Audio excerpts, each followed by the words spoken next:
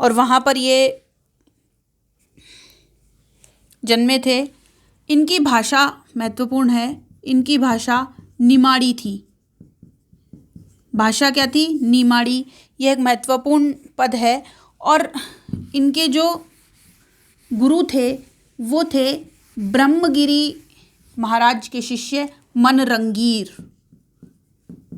मनरंगीर ब्रह्मगिरी महाराज हुए थे उस समय। उनके शिष्य जो थे मनरंगीर, वो इनके प्रमुख गुरु थे। इन्होंने पद लिखे और पद संत सिंगा के पद के नाम से संकलित हुए। किसने संकलित किए ये नहीं मालूम है, लेकिन संत सिंगा के पद के इन्होंने ये संग्रहित हुए। अगले संत हमारे आते हैं लालदास। लालदास अलवर के धौली दूब या धौली धूप गांव के रहने वाले थे। जाति के मेव थे। इन्होंने लालादासी संप्रदाय चलाया। लालदासी संप्रदाय चलाया। इनका जो समाधि स्थल है वह नगला भरतपुर में है। नगला भरतपुर में है। और इनका जो ग्रंथ हमें प्राप्त होता है, अलवर के महत्वपूर्ण संत हैं, पूर्वी राजस्थान के महत्वपूर्ण संत हैं, और इनका जो ग्रंथ हमें प्राप्त होता है वो होता है लालदास री चेतावनियाँ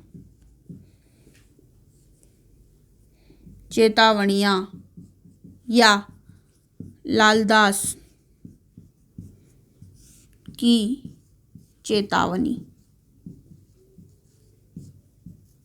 के नाम से हमारे समक्ष इनका जो महत्वपूर्ण ग्रंथ हमारे सामने आता है। और अब हम उन छोटी महत्वपूर्ण बातों के बारे में हम जिक्र करेंगे जिनके बारे में हमें, और भी हमारे महत्वपूर्ण संत और जो छोटी छोटी बातें हैं जो हमारे कई बार महत्वपूर्ण तथ्यों के रूप में हमारे पूछ ली जाती हैं, वो उनके बारे में हम चर्चा करेंगे। अब हमारे अगले संत हैं संत रज्जब।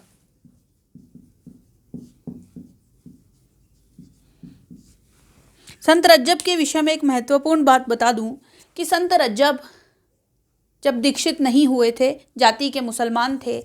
पहला इनका जो पूर्व नाम था वो रज्जब अली खां था, और ये शादी करने के लिए जा रहे थे।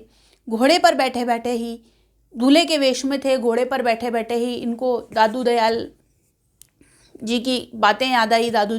इनको आध्यात्मिक चेतना का भान हुआ और ये जाकर के दादू दयाल के शिष्य बन गए। तो आजीवन दूल्हे के वेश में, कई बार प्रश्न पूछा जाता है कि आजीवन दूल्हे के वेश में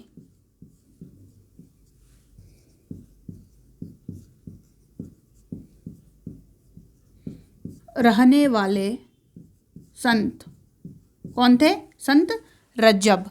एक बात, इनके गुरु कौन थे? दादू दयाल। कल मैंने आपको एक बात बताई थी अंगवधू के नाम से।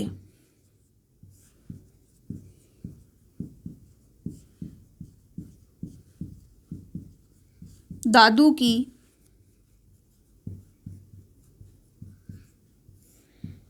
रचनाओं का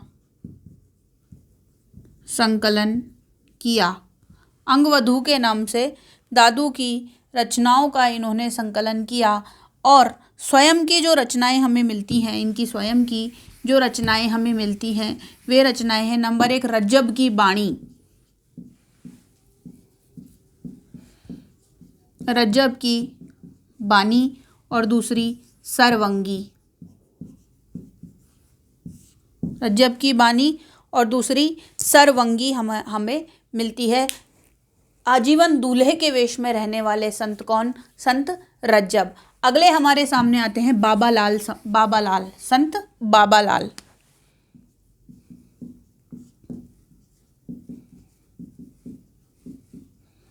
कुसूर पंजाब, कुसूर पंजाब में इनका जन्म हुआ था, जिसको हम कुशलपुर, कुशलपुर, कुसपुर भी कहते हैं। और इन्होंने जो संप्रदाय चलाया वो संप्रदाय था बाबा लाली, बाबा लाल से बना बाबा लाली संप्रदाय। कौन सा संप्रदाय? बाबा लाली संप्रदाय। ये माना जाता है कि संत बाबा लाल का, ये माना जाता है कि संत बाबा लाल का शहजादा दारा शिकोह के साथ धार्मिक वार्तालाप हुआ था।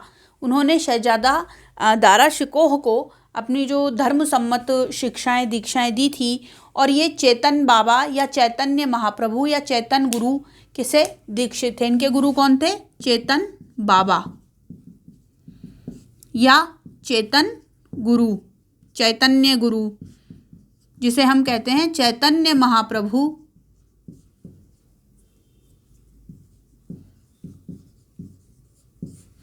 से ये शिक्षा दीक्षित इन्होंने हुए थे।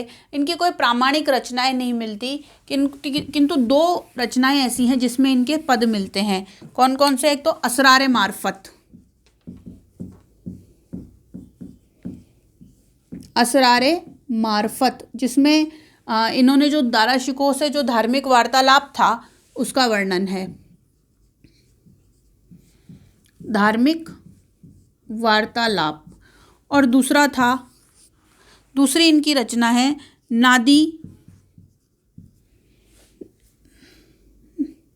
नादी सन्नेकात, नादी स्नेकात या नादी सन्नेकात, जिसमें इनके विचारों का संकलन है।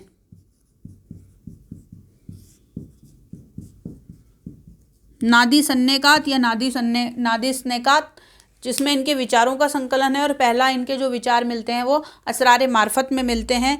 इनके कोई महत्वपूर्ण कोई रचना इनकी जो इन्होंने लिखी हो ऐसी नहीं मिलती, केवल विचारों का संकलन हमें प्राप्त होता है। देखिए, जब संत संप्रदाय आया तो कुछ सिख धार्मिक गुरुओं ने भी महत्वपूर्ण भूमिका निभाई। हम ज़्यादा गहराई में नहीं जा रहे, लेकिन उनकी महत्वपूर्ण जो रचनाएं हैं वो हमें याद रखनी पड़ेंगी। तो सबसे पहले गुरु कौन? गुरु गोविंद सिंह को हम याद कर लेते हैं।